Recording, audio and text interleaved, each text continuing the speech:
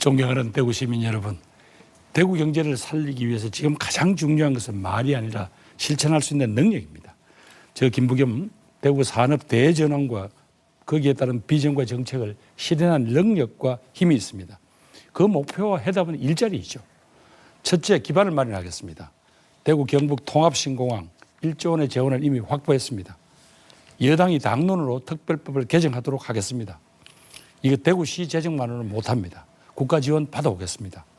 제가 시장이 되면 바로 첫 삽을 뜨겠습니다. 그 다음에 방위산업, 항공정비산업 등 공항 인근의 산업단지를 조성하겠습니다. 지금 대구 공항 자리 비워두지 않습니다. 전력 용수 다 갖춰져 있으니까 대기업 유치 어렵지 않습니다. 특구로 지정을 해서 각종 규제를 풀겠습니다. 세금 감면도 하겠습니다. 공항이 나간 빈자리와 그 주변 지역까지 활용하면 400만 평이 넘습니다. 그 땅에 기업 도시를 건설하겠습니다. 제2의 판교를 만들겠습니다. 둘째는 자금 조달입니다. 대구 경북 행정 통합하면 해마다 5조씩 또 국민 참여 성장 펀드에서 15조를 확보하겠습니다. 셋째는 산업 체질도 확 바꾸겠습니다. 기계, 금속, 자동차 부품, 섬유 등 대구의 자부심 있는 제조업에다가 인공지능을 입혀서 고부가가치 첨단 산업으로 그렇게 전환하겠습니다. 중앙부처, 여당 지도부를 아우르는 저 인맥을 총동원해서 예산과 입법 현안을 원스톱으로 해결하겠습니다. 이런 기반 시설이 갖춰지면 삼성과 SK, 현대차 그룹에 대구 얼마나 매력적인 투자처가 되겠습니까? 대기업 유치단을 꾸려서 제가 직접 찾아가겠습니다. 발에 땀이 나도록 뛰겠습니다. 기업은행 본점을 비롯한 공공기관도 끌어오겠습니다. 우리 청년들이 대구를 떠나지 않도록 저 김부겸이 책임지겠습니다. 예, 추 후보님께 질문 드리겠습니다. 네. 후보님 공약을 보니까 테슬라 제2아시아 공장을 유치하겠다 이렇게 발표를 하셨어요. 네. 후보님이 발표를 공약 발표를 하시던 그날에 테슬라는 10년 동안 협상하던 인도 공장 건립을 백지화했습니다. 올해 1분기에 베를린 공장 가동률이 65% 수준에 불과했습니다. 지금 있는 공장도 다 못 돌려서 공장을 새로 안 짓겠다는데 도대체 무슨 방식으로 테슬라 공장을 유치하시겠다는 건지 후보님의 의견을 듣고 싶습니다. 예, 말씀하셨다시피 테슬라가 상해 공장을 짓고 나서 여러 군데 동남아 시장 등을 물색을 하다가 현재 주춤한 상태입니다. 그렇지만 저는 미래 자동차의 가능성을 봅니다. 그래서 테슬라와 접촉해서 이 한국, 특히 대구가 이 전기 자율 자동차의 중소, 중견기업의 이 기술력이 굉장히 강합니다. 그리고 인력이 좋습니다. 그리고 부지도 싼 값에 제공할 수 있다. 예, 그래서 각종 세제 혜택 등을 통해서 적극적으로 유치해 나갈 생각입니다. 거기까지요. 자, 후보님, 이 테슬라 유치하겠다고 예산을 4조 5천억 정도 책정해 놓으셨던데 인도에서는 도저히 조건이 안 맞아서 수익성이 없어서 인도 협상을 포기한 걸로 그래 보여집니다. 이런 현실성 없는 공약에 4조 5천억을 투자하겠다. 저는 납득이 안 되는데요. 그 돈 있으면 차라리 현대자동차를 유치해서 일자리를 많이 늘리는 게 현실적이지 않나 싶습니다. 이 문제는 여기까지 하고 넘어가겠습니다. 추 후보님, 네. 지난번에 제 GRDP 150조 공약을 허공의 숫자라고 말씀하셨습니다. 네. 그런데 제가 토론 끝나고 보니까 추 후보님께서는 GRDP 200조를 공약하셨더라고요. 200조 공약한 건 맞습니까? 맞습니다. 예, 저는 GRDP 150조가 충분히 가능하다고 생각합니다. 전문가하고 다시 토론을 해보니까 연 7% 성장하면 한 10년 뒤에 DB 성장이 가능한데 문제는 현재의 산업구조는 어렵다는 겁니다. 산업구조 자체를 AI를 입히는 산업 대전환을 해야 된다 이런 결론을 이르렀습니다. 자, 우선 국민성장펀드에서 15조를 유치하겠습니다. 또 행정통합으로 지원을 받게 될 적어도 10조 원을 투자하고 제가 확보한 1조 원의 마중물로 이제 신공항 건설이 들어가게 되면 1년에 2조 내지 3조, 10년이면 그만한 정도의 건설 투자가 일어납니다. 그리고 또 제가 AI, 로봇, 미래 모빌리티, 또 신성장 이런 동력 산업에다가 정부 투자를 약 한 10년간 20조를 투자를 받겠다고 했습니다. 이거면 또 70조입니다. 따라서 GRDP 150조는 충분히 가능하고요. 또 K2 이전 부지에는 삼성, SK 등 대기업을 유치하면 150조를 넘길 수도 있습니다. 저는 이렇게 GRDP 150조 달성 로드맵을 말씀드렸는데 주호께서 그 200조를 달성하려면 10년간 매년 12%씩 성장해야 된다 이런 결론에 도달하던데 어떻게 달성이 가능하겠습니까? 예, 말씀 한번 해주십시오. 내용을 잘못 이해하고 계시는 것 같습니다. 지금 김 후보께서는 향후 10년간 5년까지 150조를 달성하겠다 이렇게 말씀하신 겁니다. 지금 현재 대구의 GRDP 총 규모가 75조입니다. 10년간 배가 되려고 그러면 연평균 7.5 내지 8%를 성장해야 됩니다. 대구의 잠재 성장률이 1.4%라고 제가 말씀을 드렸습니다. 그러면 지금부터 내년부터 당장 평균 약 8% 가까운 성장을 해야 되는데 불가능한 숫자에 가까운 것이다. 제가 200조를 말씀드린 것은 반도체 폐업 등을 통해서 35년에 제 주도권 토론입니다. 자, 주 후보님 질문하실 때 기회를 드릴게요. 자, 그럼 주 후보님처럼 경제관료 입장에서 남을 비판하는 게 쉽죠. 그런데 실제로 일을 해내는 건 어렵습니다. 박정희 대통령이 경부고속도로 놓으실 때 참 비판 많이 받았습니다.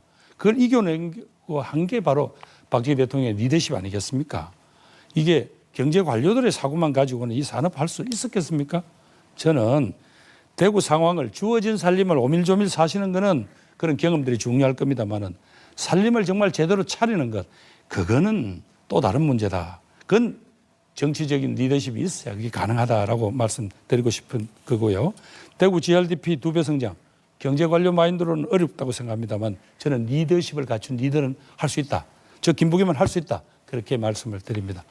시간이 너무 이제 없어서 이수찬 후보님한테 뭐 질문 하나 준비를 했었는데 이 문제는 다음 기회에 하도록 하겠습니다. 예. 예, 제가 200조 한 것은 2035년에 반도체 공장이 들어섰을 때의 이야기를 추산한 것이고 지금부터 200조가 된다는 이야기를 드린 말씀이 아닙니다. 김 후보께서는 지금부터 향후 10년간의 GRDP가 2배가 된다고 해서 연평균 8% 성장 이야기를 했는데 그 8% 성장은 우리 인구가 한 해 80만 명씩 이렇게 늘 때 나오는 것이고 지금은 인구가 줄어들고 있는 상황입니다. 불가능한 숫자를 말씀드린 것을 차분히 잘 살펴보시고 하시면 좋겠다는 말씀을 드리고 그다음에 대구 경북 신공항 건설 관련해서 지금 공자기금 5천억 빌리고 재정지원 5천억 확보했다 이런 말씀하신 거죠? 예, 그렇습니다. 예. 그런데 혹시 이 행안부 장관을 지내셨으니까 우리 지방재정법에 채무 비율 지방자치단체가 채무를 발행할 수 있는 그 한도가 있습니다. 예, 쉽게 말하면 재정 주의 위기 단체 등등이 있어 일정 채무 한도를 넘어가면은 재정 위기 단체 또는 재정 주의 단체 이렇게 지정합니다. 혹시 대구의 최근에 채무 비율이 어느 정도인지 아십니까? 한 20% 안팎이 되죠. 안팎이 되는 거라. 그래서 25%까지 재정 주의 지방자치단체가 되지 않기 위해서는 대개 채무 발행 한도가 어느 정도 여력이 있는지 혹시 아십니까? 이제 그러니까 뭐 한 5%밖에 안 남았는데요. 그래서 저는 바로 이 법안을 말이죠. 제가 추 후보께 말씀드리는 것은 이 법안을 통과시키기에 그 추 후보도 공동 발의를 하신 거예요. 왜? 거기 공자기금을 빌릴 수 있다, 빌린다라고 되어 있습니다. 그래서 제가 그 말씀을 드린 건데요. 예. 자, 그래서 빌릴 수 있는 한도가 5천억 남짓입니다. 지금 대구에 한 해 살림을 살면서 앞으로 빌릴 수 있는 한도가 약 5천억 남짓인데 공자기금에 5천억을 빌려서 그렇게 하고 나면은 앞으로 재정 운영을 대구가 할 수 있겠습니까? 그래, 그렇다고 그 생각해 보셨습니까? 그렇다고 해서 본인이 그 공동 발의한 그 법안에 나와 있는 안을 그걸 가지고 빚돌려 맡기라 이렇게 말씀하시면 아니 그래서 제가 드리는 말씀이 지금 대구에 저희 당 의원들 전체 공동 발의로 한 것이 바로 국가 주도 사업, 국가가 전적으로 재정을 책임지면서 이 사업을 추진해라. 이렇게 법안을 얼마 전에 발의를 했던 겁니다. 그래서 돈을 빌려서 할 수 있는 구조가 아니다. 이 말씀을 드리는 겁니다. 참고로 해 주시기 바랍니다. 두 번째, 혹시 지난번에 제가 판넬을 들고 있는데 혹시 잘 안 보이실지 모르겠습니다. 제가 화면으로 잠깐 보여드릴 테니까 이게 무슨 그림이냐 하면은 지난 4월 30일 대구 경북 보건복지단체 연대회의에서 연대회의와 우리 정책 서약식을 하셨습니다. 그때 이 대구 경북 행정통합부 폐기를 한다 하는 내용이 거기에 있습니다. 서명하신 내용에. 그거 혹시 기억하십니까? 여러 물론 항목이 있었습니다. 그분들이 요구한 것 중에서 그래서 저 세세하게 혹시 제가 빠뜨리는 건 몰라도 지금 제 주장하고 전면 배치되는데 그렇죠. 거기 제가 동의했을 리는 없는데요. 예, 거기에 영리병원 등이 포함되어 있는 대구 경북 행정통합부는 폐기한다. 그러니까 이렇게 지난번에 있는데 발의했던 것이 바로 오히려 대구 경북에 서명이 되어 있다는 말씀을 조건을 오히려 부담을 주는 그 현재 그 제출된 법안은 다시 손봐야 된다 그런 뜻이죠. 그러니까 통합법에 지금 이 폐기에 서명을 하셨는데 조금 서명을 할 때 그런 점은 유의를 하시는 게 좋겠다는 말씀을 드리고 그분들도 취지가 혹시- 하지 말라는 뜻은 아니었습니다. 혹시 후보님 지금 달성군에 공약을 하시면서 무게도 트램 공약하신 거 혹시 기억하십니까? 예, 기억하고 있죠. 이 무게도 트램이 어디서 연결되는지까지 혹시 아십니까? 지금 국가산업선이 조금 늦어지니까 그때까지 이 지역의 교통 대책을 위해서 몇몇 도시에 지금 도입을 해서 시범 운영을 해보니까 괜찮다라고 하는 평가가 있었어요. 그래서 아니, 무게도 트램을 도입하겠다는 겁니다. 산업선 철도를 예비 타당성 조사 면제를 했다. 성과로 문재인 정부 시절에 제가 이렇게 했습니다 하고 자랑하셨지 않습니까? 그렇습니다. 예. 그리고 그것이 오랜 시간을 거치면서 실시 설계까지 마치고 금년에 착공을 했습니다. 네. 착공까지 했는데 동일한 노선 위에서 다시 무게도 트램을 만든다. 이게 타당성이 있다고 생각합니다. 동일한 노선은 아니죠. 주민들은 전혀 지금 납득이 가지 않는 어떻게 중복 투자를 이렇게 하느냐. 이게 말이 되느냐. 동일한 구간이 아닙니다. 네. 두 후보님의 얘기를 들으니까 뭐 삼성, SK 하이닉스, 테슬라, 대한민국을 지금 선도하거나 세계를 선도하는 기업들이 전부 대구 온다는 공약인데 참 두 후보의 공약 이름은 다르지만 많이 닮아 있습니다. 먼저 이 공약에 관계되는 부분들은 선거철마다 대구의 주력 공장 유치 공약이 선거철마다 반복되어 왔습니다. 아마 세천리 성서 5단지에는 지금쯤 그 공약대로 했으면 대기업 5개가 유치가 되어 있고 앞서 권영진 시장님이나 홍준표 시장님들께서도 세계적 대기업이나 국내 유수 기업들을 유치한 공약을 했는데 아무도 책임진 적이 없습니다. 또한 대구 시민들로부터 거기에 심판을 받거나 책임을 물은 적이 없습니다. 이런 선거용 장밋빛 공약들이 대구 시민의 선택을 어렵게 하고 있습니다.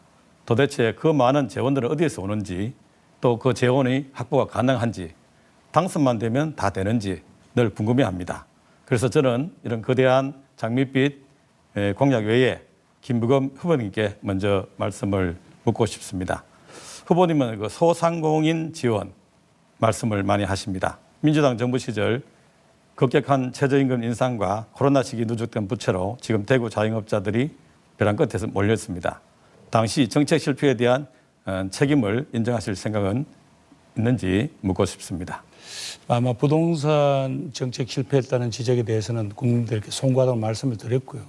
소상공인의 대책은 그 나름대로 노력을 했습니다만 그 당시가 공교롭게도 코로나 시기가 한 3년간 계속됐습니다. 그러다 보니까 여러 가지로 그분들에게 도움을 드린다고 드렸습니다만 실질적인 도움을 못 됐다. 그래서 많은 분들이 폐업을 할 수밖에 없었다라는 그런 이야기를 들었습니다. 가슴이 아프고 죄송하다 말씀드립니다.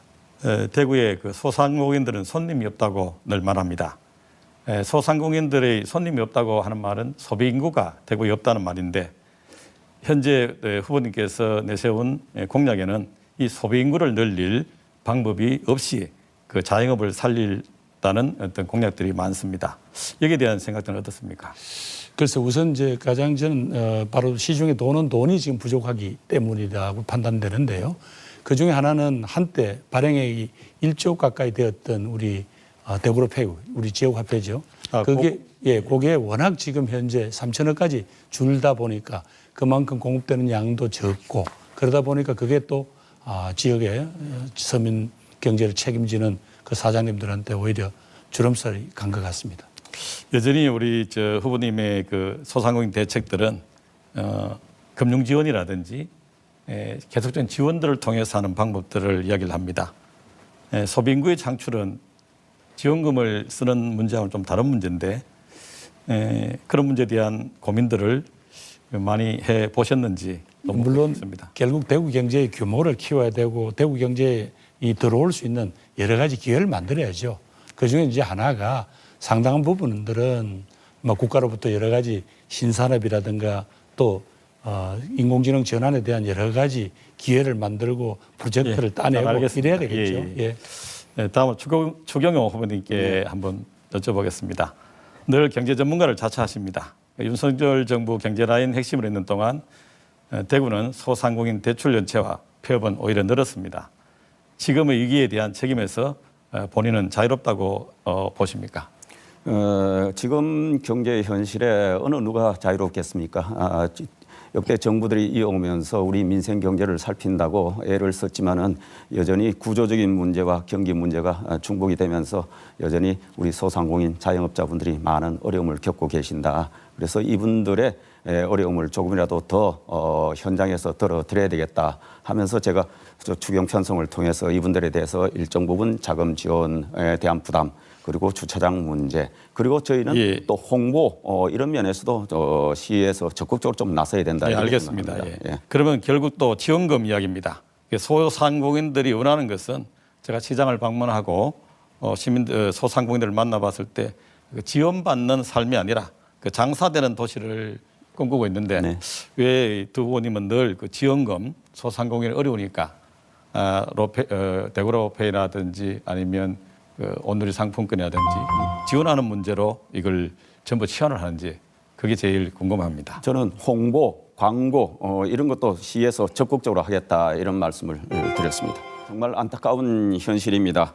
우리 청년들이 대구를 왜 떠나게 했습니까? 그것은 분명히 하나는 그들이 원하는 일자리가 없다. 또 하나는 이 미래에 대한 희망이 부족하다 이런 생각입니다. 그래서 우선 구조적으로는 청년들이 여기서 머물 수 있는 양질의 일자리를 만들어 줘야 되겠다 하는 것입니다. 그래서 제가 삼성 반도체 그리고 SK 하이닉스를 유치하겠다고 하는 것입니다. 그리고 제2의 테슬라 아시아 공장도 유치하겠다 이런 말씀을 드리는 것입니다. 그리고 AI, 로봇, 미래 모빌리티 산업도 키워서 청년들이 원하는 좀 더 연봉이 괜찮은 일자리를 많이 만들어야 되겠다 이렇게 생각합니다. 그리고 청년들이 또 그 열정과 창의성을 갖고 도전할 수 있는 이 창업 환경을 적극적으로 개선해야 되겠다. 그래서 국가대표 창업도시를 만들겠다 이런 말씀을 드립니다. 그리고 계획학과 등을 통해서 산업과 연계한 일자리 찾는 데 주력을 할 예정입니다. 저는 청년 유출을 무조건 막겠다는 접근 자체가 잘못됐다고 말씀드리고 싶습니다. 대구는 붙잡는 도시, 지키는 도시가 아닙니다. 청년이 떠나도 다시 돌아오고 새로운 청년이 들어오는 순환한 도시를 만드는 것이 핵심입니다. 경험과 기회를 찾아가는 청년을 억지로 막을 수는 없습니다. 대신 대구가 청년들에게 다시 돌아올 이유를 만들어야 합니다. 저는 창업, 디지털 산업, 문화 콘텐츠, 글로벌 기업 연계 같은 분야에서 청년이 서울 못지않은 기회를 얻을 수 있는 대구를 만들겠습니다. 또 일정 기간 외부 경험을 쌓은 청년들이 대구에서 재도전할 수 있도록 주거, 창업, 생활 지원을 연결하겠습니다. 대구의 청년 정책은 이제까지 남아라, 지키라가 아니라 다시 오고 싶은 도시를 만드는 데서 시작해야 합니다. 청년은 이동하고 성장하고 도전하는 사람입니다.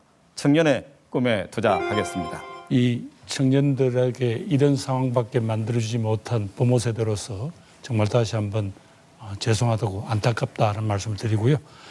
대구에서 이들이 미래를 설계할 수 있게 우리가 도와줘야 되는데 첫째는 대구 산업 대전환해야 합니다.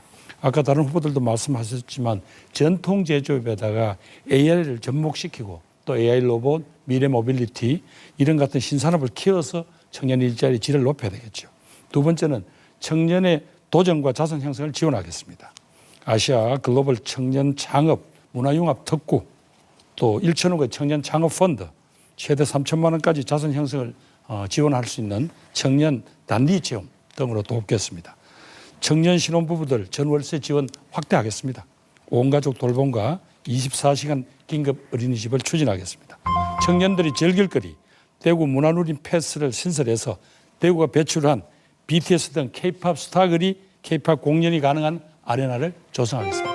예, 먼저 두 분께 묻겠습니다. 2024년 홍준표 시장 재임 시절 복지 관련 지원 사업 예산을 감축해 놓고도 복지센터 건립 등 예산을 합산하여 복지 예산은 늘렸다고 발표를 했습니다. 두 후보님께서는 직접 예산 감축하고 보여주기 시 각종 센터 건립 등의 토목 건설용 예산을 편성하는 것이 복지 소외계층에 대한 지원이라고 생각하는지 묻고 싶습니다. 차례로 답변해 주시면 되겠습니다.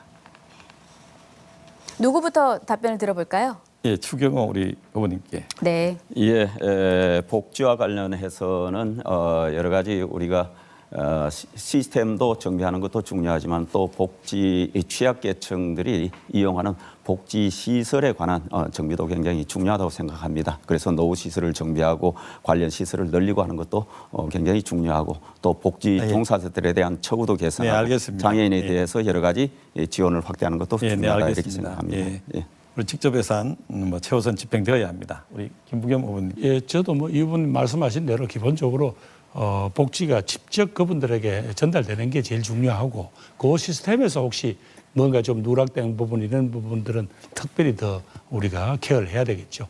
그러나 또 아까 복지 시설을 짓는 이유 중에 하나가 상당 부분 그들로 하여금 좀 자신들의 처지를 나눌 수 있는 그런 공간이 필요하다는 그런 요구도 많이 있더라고요. 아마 그렇게 해서 한 게 아닌가 싶습니다. 직접 예산 지원하는 것에 대해서는 예, 동의합니다. 예. 예, 또 두 분께 함께 공통 주제로 묻겠습니다.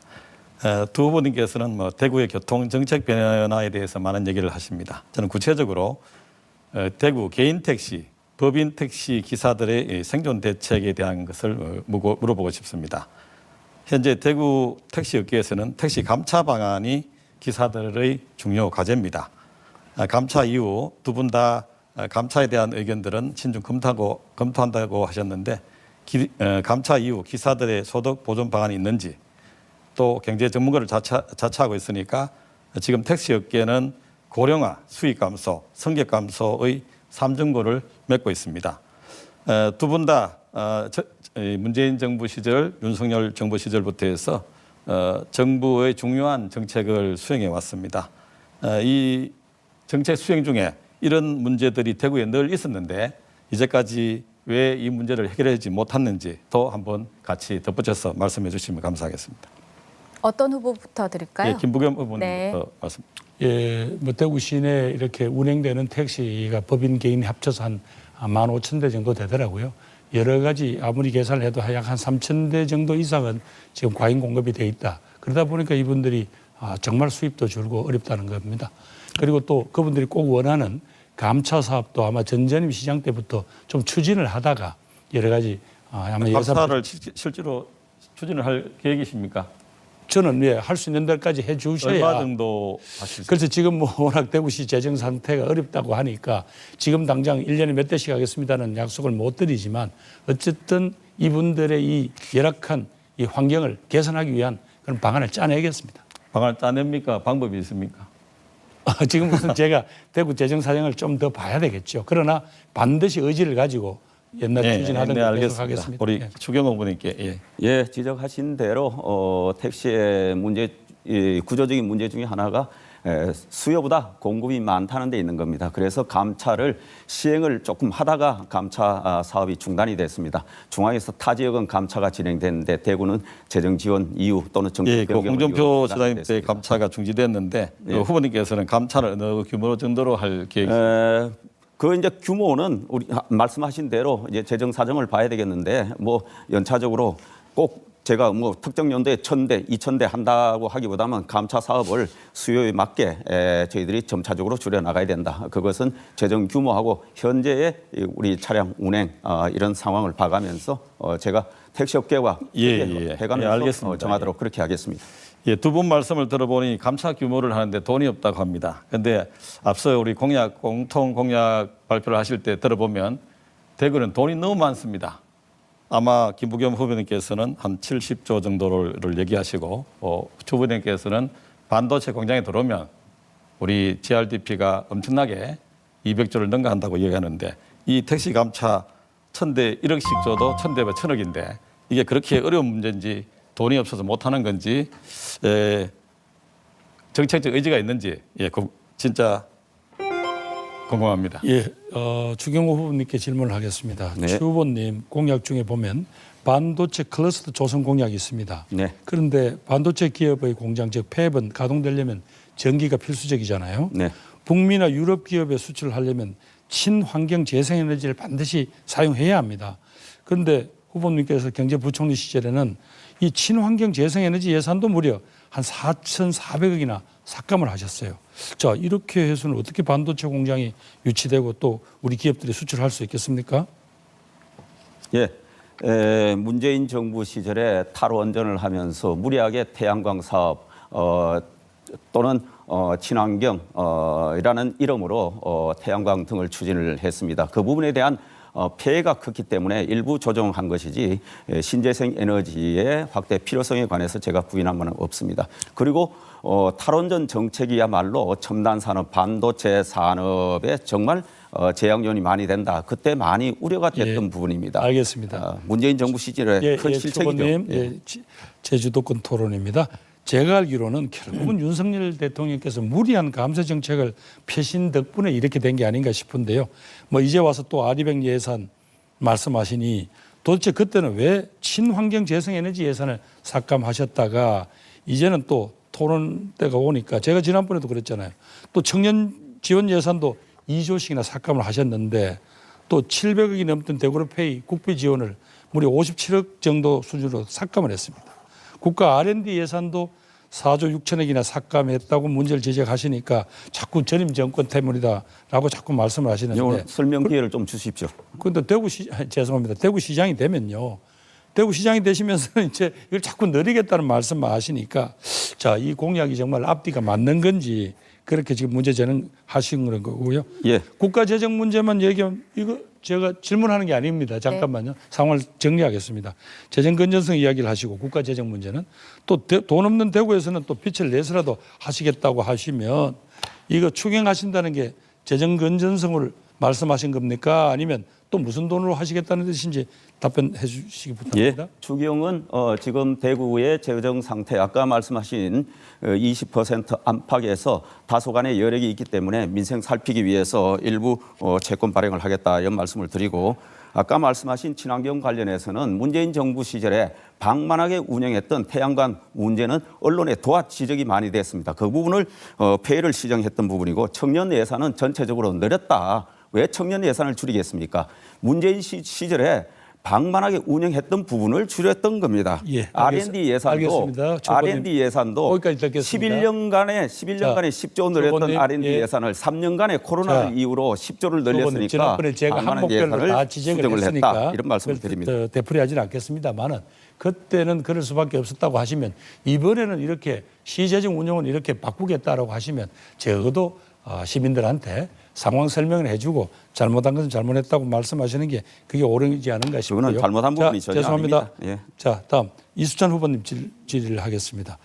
저는 참 이준석 대표 같은 이 40대 청년 정치인이 거의 혼자 힘으로 하다시피 이 정당을 이끌어가는 것을 정말 높이 평가합니다. 또 부럽기도 하고요. 왜냐하면 저희들도 젊었을 때 이런 정당 운동을 했지만 다 실패했거든요. 또 저도 소수 정당을 해본 경험이 있고요. 민주당으로 되고서 또 5번째 출발을 해보니까 이 지역주의 정치와 유권자 뜻이 반영되는 선거제도 개혁이 대한민국의 앞날 위해서는 꼭 필요하다 이런 생각이 듭니다. 자, 대구 경북에서 국민의힘 소속도 아닌 정당의 국회의원이나 시의원들이 나와야 대구 정치의 경쟁이 살아나지 않겠습니까? 이 바로 선거구제도 개혁에 관한 이수찬 후보님의 평소 소신을 듣고 싶습니다. 예, 저는 선거제도 개혁에 관한 문제들은 후보님께 한번 영상으로도 한번 말씀드렸는데 시민의 요구와 또 시민의 필요한 사항들을 의회에 반영할 수 없다면 늘 소수자나 소외되는 시민들이 극단적인 대립을 가져옵니다. 대구가 대표적입니다. 늘 같은 정당을 찍고 광주도 같은 정당을 찍고 이 망국적인 이 진영 대립, 이념 대립을 좌우 대립을 넘어서려면 선거구제는 반드시 중대 선거구제로 바뀌거나 비례대표를 획기적으로 늘리는 방향으로. 예, 이 의원님 감사합니다. 예, 예. 말씀 잘 들었고요. 저도 이 선거제도 개혁에는 절대 공감입니다. 소수 정당들도 자신이 지지하는 그 시민들의 의사를 대표할 수 있어야 되겠죠. 선거제도 개혁 꼭 이루시기 바랍니다.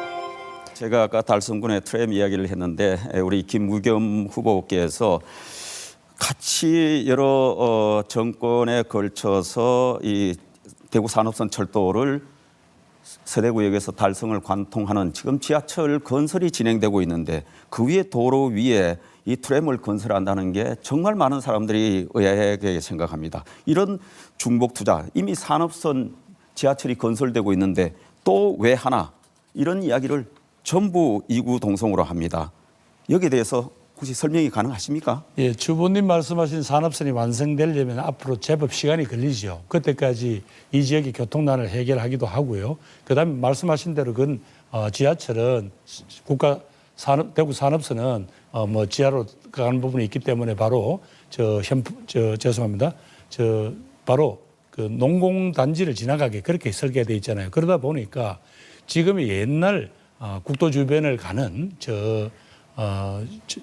현풍에서 죄송합니다. 현풍에서 올라오는 걸로 치면 그 낙동강변을 따라오는 그 길 예. 자체에 대해 이용하시는 시민들이 너무 불편하다시는 거예요. 그래서 제가 여기서 일일이 따지지를 않겠습니다. 한번 오늘 마치고 가시면은 그 노선을 잘 보시고 노선이 중복되어 있습니다. 이런 중복 투자도 있을 수가 없죠. 그래서 이 실무자들이 아마 보좌를 좀 잘못한 것 같은데 한번 찬찬히 살펴보시기 바랍니다. 예, 그렇지만 도저히 후보님, 타당성이 없다. 이 프레임이라는 건 아까 이야기한 무슨 레일을 놓거나 이런 게 아니잖아요. 아니 말하자면 밑에 지하철이 가는데 똑같은 동일 아니, 노선으로 도로 위에 그러니까요. 트램을 건설한다. 그 시간이 그런- 걸리니까 그런 그때까지. 재정 낭비가 어디 있습니까? 한번 잘 살펴보시기 바랍니다. 그런데 이거 그 트램은 예. 또 나중에 두 번째. 또 예. 두 번째 하나 여쭤보겠습니다. 최근에 김용범 청와대 정책실장이 어제 발언을 했습니다. 고환율, 고금리, 고물가가 한국 경제가 새로운 차원으로 도약하기 위한 성공 비용이다 등과 같은 정말 깜짝 놀랄 발언을 했는데 이 부분 내용 보도를 통해서 보셨죠? 아니 뭐 전체적인 내용을 다 파악하지는 못했고요. 이 다만 김용범 실장이 계속 이렇게 자신의 주장을 마치 그게 자신의 개인 주장이 아니라 마치 청와대 입장인 것처럼 자꾸 이렇게 발표를 해서 국민들한테 자꾸 여러 가지로 아니 엇박자를 청와대 주는 건 정책실장인데 청와대 정책실장이 발표하면은 그거는 정부의 주요 의사결정권자 청와대에서 발표한 걸로 그렇게 아는 거 아닙니까? 그러니까 몇 혹시 가지 여기에 대해서 청와대 정책실장한테 이런 소리 정말 하지 마라. 서민 취약계층 정말 고통을 외면하는 이런 발언을 해서 되겠느냐? 아니 지금 혹시 선거 도중에 또 정부 관계자한테 그렇게 전화를 하면 이것도 중대한 선거법 위반이 될 수가 있습니다. 야단을 좀 다만 쳐야 되는 거 아닙니까? 다만 뭐 적절한 때가 되면 좀 예. 제발 대통령을 측근에서 모시는 이런 좀 고위직에 있는 사람들은 여러 가지 언변이나 행동에 조심을 하라는 막 그런 이야기 의견은 분명히 저도 어디 표현하겠습니다. 예. 그리고 후보자님 조금 이제 주제가 다른데 제가 이거 하나 여쭤보겠습니다. 오늘 북한의 미사일 또 도발이 있었습니다. 제가 하나 여쭤보겠습니다. 대한민국의 주적은 어디입니까? 우리 바로 말씀하신 대로 핵과 미사일로 우리 국민의 생명과 안전을 위협하는 바로 북한 정권과 북한군이 적이죠. 북한이 주적 맞습니까? 분명히 제가 말씀드렸잖아요, 방금. 예. 잘 알겠습니다. 그리고 반도체 공장을 유치한다 하면은 아까 지적하셨다시피 막대한 용수, 전력 수요가 있습니다. 그런데 유감스럽게도 문재인 정부 시절에 우리 총리도 지내고 장관도 지내셨는데 그때 4대 강보 해체를 추진하고 또 4대 강보 개방을 추진했습니다. 여기에 수량 확보가 문제가 되는 겁니다. 그리고 탈원전을 통해서 그 당시도 반도체 첨단 산업에 굉장히 문제가 많다, 우려가 된다 이런 경쟁의 목소리가 많았습니다. 문재인 정부 시절에 4대 강보 해체 그리고 보개방 문제 그리고 탈원전 문제에 대해서 지금 어떻게 평가를 하십니까?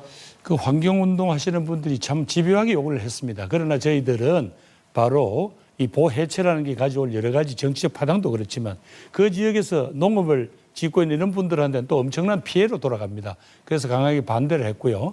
또 보해체를 하려면 지역 주민들의 동의를 받아야 된다. 그래서 일방적으로 정부한테 강요를 하셔서는 안 된다는 뜻을 전했고 또 탈원전이라고 이야기하시지만 저희들이 정부 마지막에 지금 SMR 같은 신형 소형 모듈 원자로를 위한 연구소를 경주에다가 그렇게 개소하지 않았습니까? 대구 경북 통합 신공항 사업은 단순한 군공항 이전 사업이 아닙니다. 대구판 뉴딜 사업입니다. 대구 경북 산업의 미래가 걸린 핵심 동력이죠. 첫째, 정부 재정 1조 원은 제가 확보해서 당과 협의를 마쳤습니다. 대구 시장이 되면 군의군의 토지 매입부터 그래서 당장 설계 등 다음 단계로 들어갈 수 있도록 그렇게 착수하겠습니다. 둘째는 통합신공항 건설에 대한 국가 지원을 지금보다 획기적으로 늘리는 그런 법 개정을 당론으로 통과시키겠습니다. 아마 야당의 당론은 아직까지 확정되지 않은 만큼 주 후보께서도 당론 채택에 힘써 주실 것을 요청드립니다. 세 번째는 중앙정부의 적극적인 협력으로 추진 속도를 높이겠습니다. 대통령께서 얼마 전에 군의를 찾아서 그 현장을 보셨어요. 아마 정부가 역할을 하겠다 하는 뜻을 밝힌 만큼의 예산, 법 개정, 행정 절차 등을 동시에 밀고 나가겠습니다. 예, 대구 경북의 미래 발전을 위한 성장판입니다. 통합신공항은 빨리 건설이 돼야 됩니다. 그런데 이 군사공항을 이전하는 문제와 같이 결부되어 있기 때문에 전 세계 어느 나라도 군사공항을 이전하는데 지방자치단체가 재원을 부담하고 사업계획을 수립하고 시행하는 곳이 없습니다. 애초에 기부대 양형으로 추진을 했지만은 사업 규모가 어마어마하게 커졌기 때문에 지금은 그런 방식으로는 추진이 불가능하다. 그래서 지난해부터 국가 주도 사업으로 해야 된다고 얘기를 했습니다. 최근에 김부겸 후보께서도 국가 지원 사업이라는 다소 애매한 표현으로 법 개정하겠다고 했는데 지금 여야가 만약에 국가 주도로 국가가 책임지면서 재정 조달을 해야 된다 이렇게 한다면은 함께 여야가 공동으로 발의해서 통과시키면은 국가 주도 사업으로 국가 재정 지원으로 신속히 추진할 수 있다 이렇게 생각을 합니다. 네, 지금 대구 신공항 문제의 핵심은 단순히 공항을 옮기느냐가 아니라 막대한 사업비를 누가 어떻게 감당할 것이냐입니다. 저는 현실성 없는 장밋빛 전망보다 시민 부담을 최소화하는 방향이 우선이라고 생각합니다. 그래서 저는 군공항은 이전하되 민간공항은 대구의 존치 발전시키는 방향이 더 현실적이라고 봅니다. 군공항 이전은 국가 안보 사업인 만큼 국가가 재정 책임입니다. 민간공항까지 통합 이전하면서 발생하는 천문학적 비용 부담은 다시 검토돼야 합니다. 특히 지금처럼 부동산 개발 이익에 과도하게 의존하는 방식은 매우 위험합니다. 경제 상황이 바뀌면 결국 대구 시민에게 세금 부담으로 돌아올 가능성이 큽니다. 저는 대구 도심의 접근성과 기존 인프라를 살려 민간 항공 기능은 유지시키고 군공항 이전은 국가 책임 아래 추진해야 한다고 생각합니다. 중요한 건 정치적 구호가 아니라 시민의 미래 부담을 줄이는 아까 제가 말씀드렸다시피 현재 대구가 채무 비율 한도 25%를 넘지 않으려고 그러면은 대개 채무 채권 발행이 즉 빚을 얻을 수 있는 규모는 대개 5천억 남짓입니다. 그런데 지금 신공항 건설 관련해서 공자기금 5천억 빌린다 이렇게 말씀하셨습니다. 그러면 거의 재정 주의 지방자치단체로 되게 돼 있는데 이 부분 어떻게 소화하죠? 이렇게 빌려서? 무슨 당장 뭐 5천억이 당장 다 쓰이는 건 아니잖아요. 우선 보니까 첫해 아마 군의군 부분에 대해서 토지 보상비는 대충 한 3천억 정도가 소요되는 것 같더라고요. 그래서 아까 말씀하신 대로 어떤 예산 운용이라든가 이런 부분들에 대해서 다른 부분들에서 조금 이전해서 쓸 수 있는 부분이 있는지 뭐 이런까지도 다 살펴봐야 되겠죠. 법 개정을 지금 말씀을 하시면서 국가 지원으로 하자. 법을 개정하자 이렇게 지금 말씀하고 계시지 않습니까? 저희들은 우리 대구 의원들이 전부 그런 취지의 국가 주도로 국가가 재정 지원을 하라 이렇게 지금 법 개정안을 발의를 한 바 있습니다. 아마 우리 기 부모님도 같은 취지로 지금 말씀하시는 거 아닌가 싶은데 그러면은 이렇게 빌릴 것이 아니라 이 재원 자체를 국가가 지원해야 된다 이렇게 하면은 이 채무 한도에 잡히지 않는 방식으로 진행해야 될 거 아니겠습니까?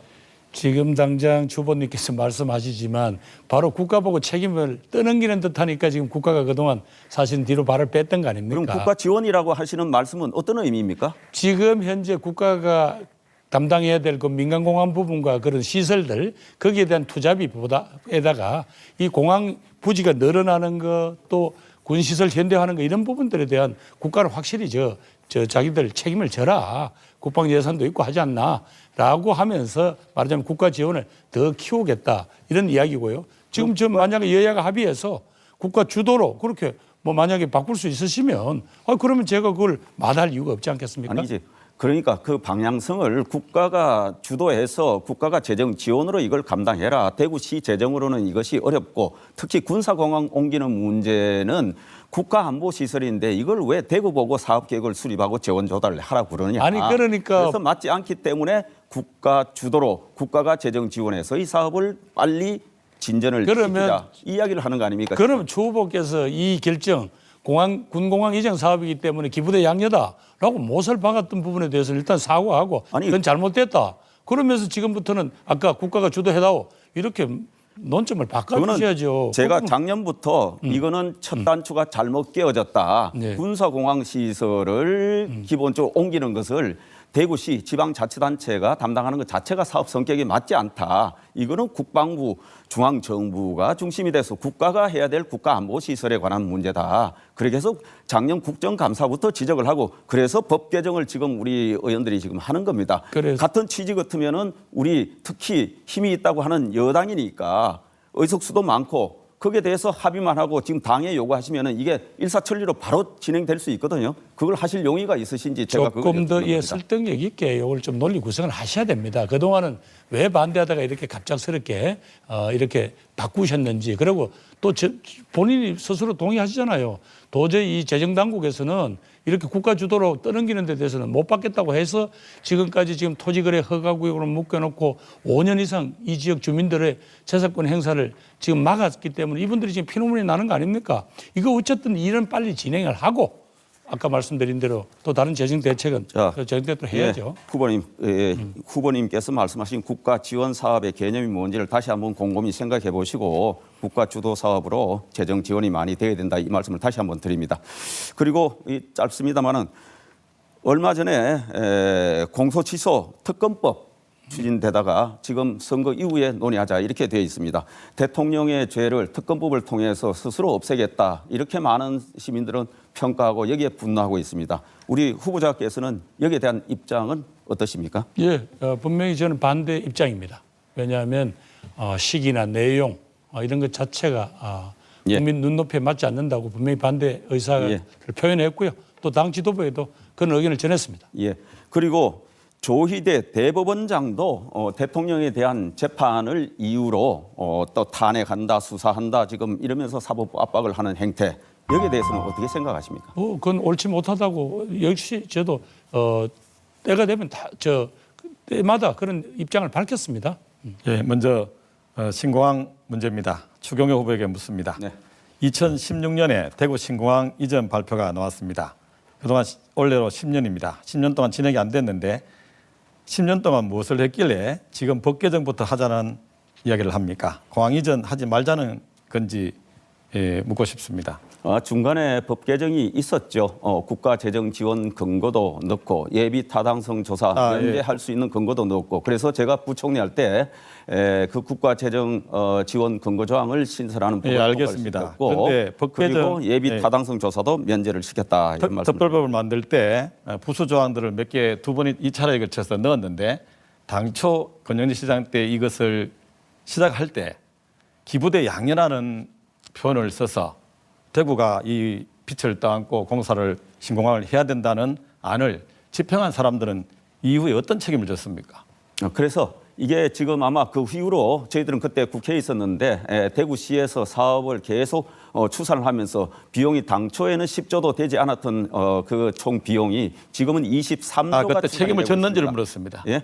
그때 기부대 양녀를 기한하고 기부대 양녀로 대구 시민들에게 청사진을 홍보하고 그래서 이것을 옮기면은 대구가 갑자기 선진국이 될 것처럼 이야기했던 분들은 왜 아무 책임도 지지 않고 열심히 해보니까 안 되니까 특별법 뒤에 조항 조금 보태고 또 보태고. 아니죠. 그러면 기재부에서 그때 왜 예산 편성을 안 했습니까? 대구에 발전하는 것은 신공항이 대구에 큰 발전 기제가 되죠. 그리고 당연히 공항을 이전하고 또 공항 자체가 이전됨으로써 관련 연관 산업이나 물류 예, 알겠습니다. 그러면 그러면, 하는 예. 겁니다. 다만 사업 추진 방식과 관련해서 그 이후에 여러 가지 논의가 있고 그래서 사업 추진 방식을 바꿔야 된다. 이렇게 지금 주장을 하는 그러면 예, 알겠습니다. 그러면 그 추경호 후보님께서는 100% 국가 사업을 전환하지 않으면 뭐 물론 가장 이상적인 시나리오이긴 하지만 현재 많은 공약들을 장밋빛 정만들을 해놨습니다. 만약에 여야 합의가 잘 되지 않아서 국비 전환이 이루어지지 않으면 이 사업 또 후보님께서 제시한 장밋빛 많은 대기업 유치하는 이런 모든 공약들을 어쩌려합니까? 그러니까 이거를 그래서 대구 재정으로 감당이 불가능한 사업이고 사업 성격상 또 국가가 주도를 해야 되기 때문에 그러면 국비 그래서 전환이- 지방자치단체가 예. 할 수 없이 국가 전환으로 그러면- 해라. 국가 예, 주도로 해라. 알겠습니다. 이렇게 그럼 주장을 국비- 하는 것입니다. 국비 전환이 이루어지지 않으면 이 사업은 할 수가 없다. 맞습니까? 예스 노로만. 감당이 안 되죠. 이런 사업을 그 설계하고 추진했던 그 당이나 책임자들은 현재 국민의힘의 주요 그 정치인으로 대구에서 활동하고 있는데 어떻게 해서 여기에 대한 그 사과나 반성 성찰이 없이 지금 여기 민주당에서 동의하면 국비 전환이 이루어질 것 같고 자체로는 안 될 것 같고 그러면 후보님께서 임기는 지금 당선된다 하더라도 4년밖에 되지 않는데 이 기간 동안 국비 전환이 이루어지지 않으면 후보님이 이 제시한 모든 공약들이 그냥 없어지는 거 아닙니까? 아니 사업 비용이 총 소요 예산이 23조로 추산이 되는데 대구의 한 해 살림 예산이 11조 7천억입니다. 그러니까 감당이 어려우니까 이 사업의 성격과 재원 규모로 봐서 그래서 기부대 양력의 방식으로는 어렵다. 그래서 이번에 법 개정안을 일단 위해서 알겠습니다. 예, 그 하는 우리 겁니다. 후보님 의견으로는 국비 전환이 이루어지지 않으면 어떤 사업도 할 수 없다. 이 예, 사업은 굉장히 말씀이시네. 구조적으로 어렵죠. 예, 다음으로 우리 김부겸 후보님께 묻겠습니다. 예. 군의부지 매입 비용이 아까 3천억인데 한 4,500억 내라고 제가 알고 있습니다. 매입하고 추가로 필요한 이전 비용이 얼마인지 말씀해 주십시오. 예, 뭐 어떤 우선 건설에 들어가는 비용만 해도 민간공항 부분이 한 3조, 또 우리 군공항 이전 사업비가 지금 대충 한 12조 정도 되는 걸로 그렇게 추산됩니다. 그러면 무지 매입하고 나서 예, 나머지 비용을 국가에서 다 받아오는 겁니까? 아니면 국비 전환에서 받아오는 겁니까? 국가의 특별한 지원금으로 다 받아오시는 겁니까? 아까 말씀드린 대로 국가의 지원 몫을 지금보다는 대폭 늘리는 방식으로 늘리는 이제 진행- 방법이 여의치 않으면 어떻게 합니까?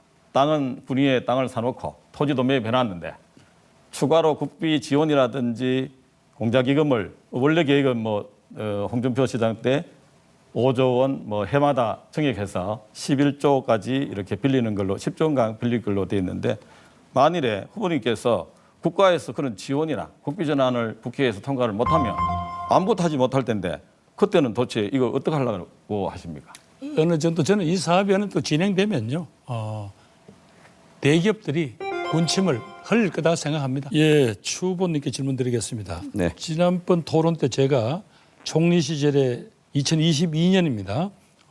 대구 전년 대비 국비 전과율이 15%대이고 추 후보께서 부총리 시절에는 1%도 되지 않는다라는 피켓을 잠깐 보여드렸더니까 추 후보께서 선거법상 의사일 유포다라고 말씀하셔서 마치 사실이 아닌 것처럼 말씀하시더라고요.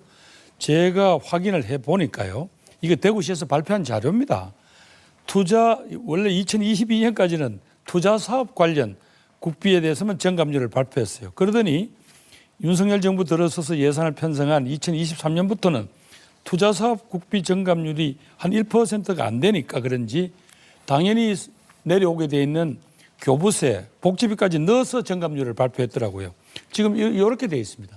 이렇게 정확하게 이게 잘 안 보이실 텐데 2023년에 0.59%, 2024년에 0.94%, 심지어 2025년에는 마이너스 0.78%입니다. 아마 그러다 보니까 대구시가 나름대로 고민해서 이렇게 당연히 내려오게 돼 있는 이런 교부세까지 넣어서 이렇게 발표를 한 것 같은데 그렇다고 하더라도 어차피 말하자면 이 자체가 무슨 제가 자료를 가공하거나 이런 거 아니에요. 아마 그날 후보님께서 아마 본인이 갖고 있다는 자료는 그 뒤에 2023년부터 발표한 아마 대구시 자료를 하는 것 같은데 이렇게 그렇게 자꾸 고무줄 잣대를 들이대지 말라고 중앙정부는 이 발표를 안 합니다. 이런 방식은. 그래서 분명히 아까 말씀하신 대로 투자 사업에 얼마를 국가가 넣었느냐 하는 거 가지고 정감률을 해야 되죠. 자, 자꾸 요 문제에 대해서 혹시 더 하실 말씀 있으세요? 네, 그날 제가 말씀드렸던 것은 21년에 예산 편성하고 22년의 규모를 그때 예시를 드신 겁니다. 근데 21년에 총리가 되셨지만은 21년 예산 편성은 20년에 확정이 됐다. 그래서 20년에는 우리 후보께서 야인 시절인데 내가 이만큼 이렇게 예산 이만큼 확보했습니다. 이 수치를 공공연하게 제시하고 지금도 아마 공보물에 그렇게 나와 있을 겁니다.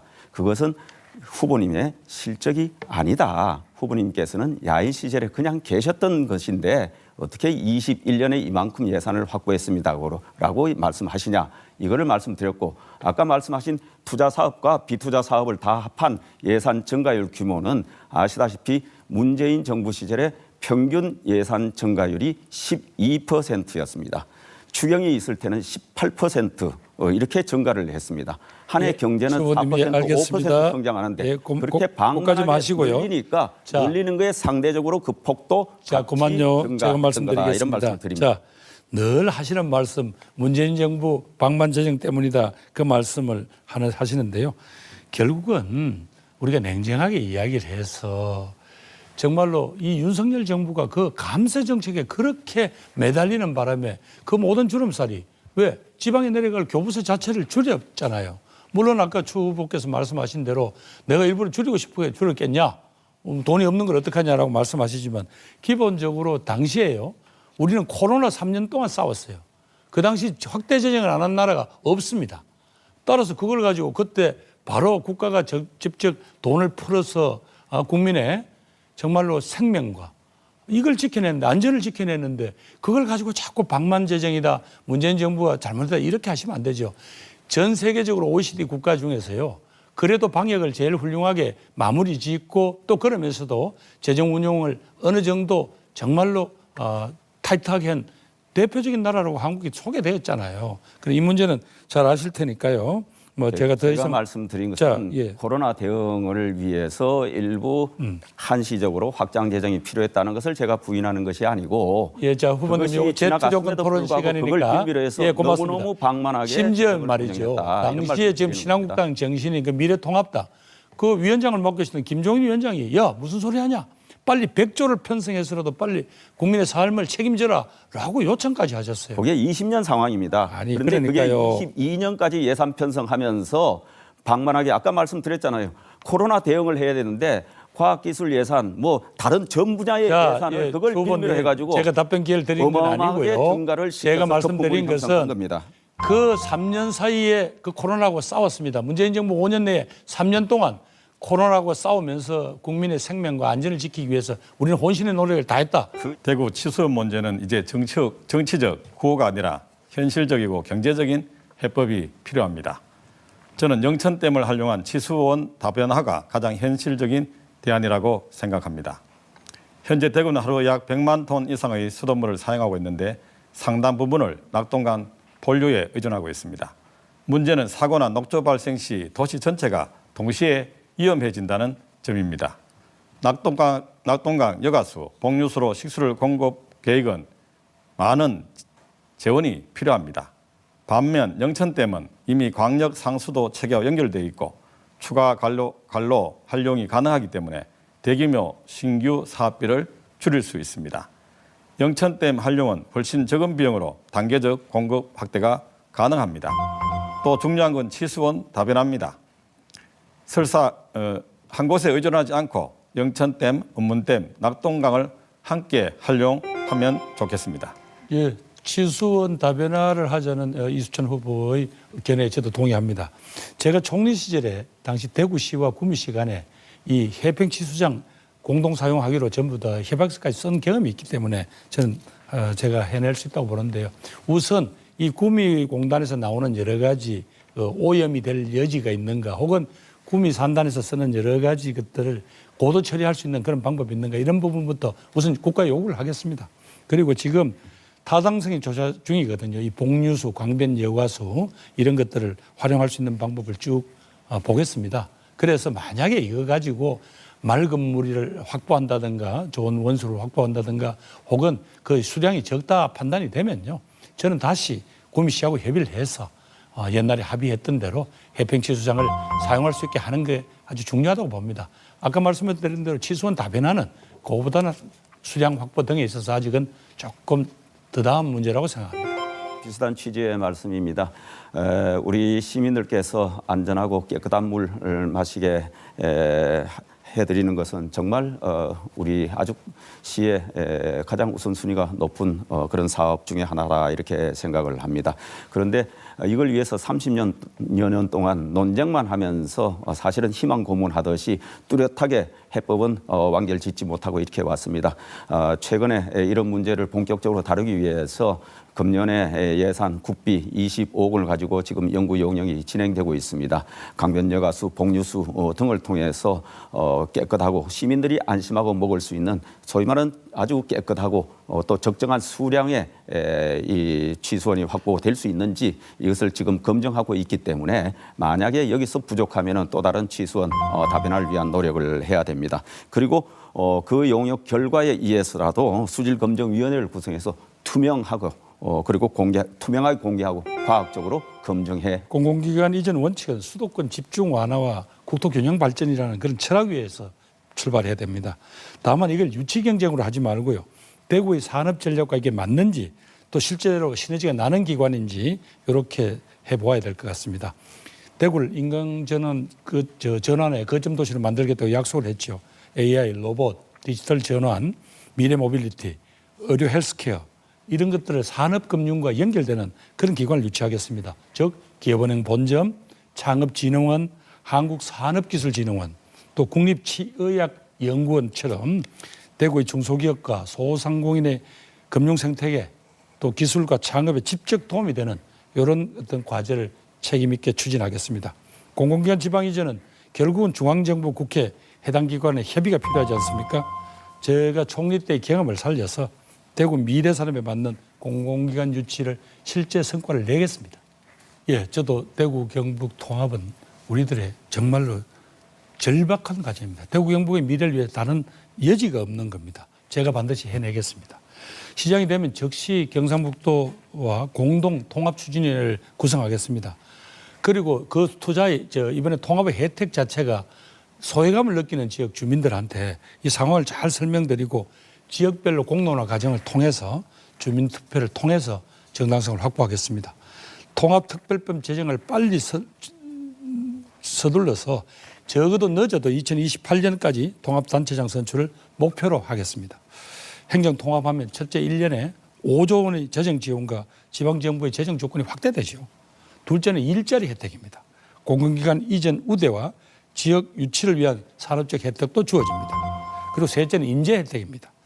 지역 인재 채용과 학교 설립, 운영 자율권이 확대됩니다. 그래서 꼭 대구 경북의 미래를 위해서 해내야 됩니다. 존경하는 대구 시민 여러분, 오늘 토론 잘 지켜보셨습니까? 이번이 대구가 바뀔 절호의 기회입니다. 저 김부겸 마지막 땀 한 방울까지 이 대구에 쏟아붓겠습니다. 첫째도 둘째도 셋째도 일자리입니다.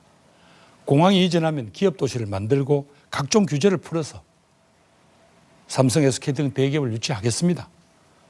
총리 시절에 제가 이 대기업 총수들을 만나서 청년 일자리 10만 개를 협약했던 그런 경험이 있습니다. 대구의 청년들이 청년들의 일자리를 확실히 만들어 내겠습니다. 하면 된다. 할 수 있다는 어떤 대구 시민들의 저력, 박정희 전 대통령의 새마을 정신으로 우리 대구 시민이 함께하면 됩니다. 대구 경제 꼭 살려내겠습니다. 미래를 향한 도약인가, 이대로 정체인가, 다시 생각해도 지금 대구에 꼭 필요한 사람은 저 김부겸입니다. 감사합니다.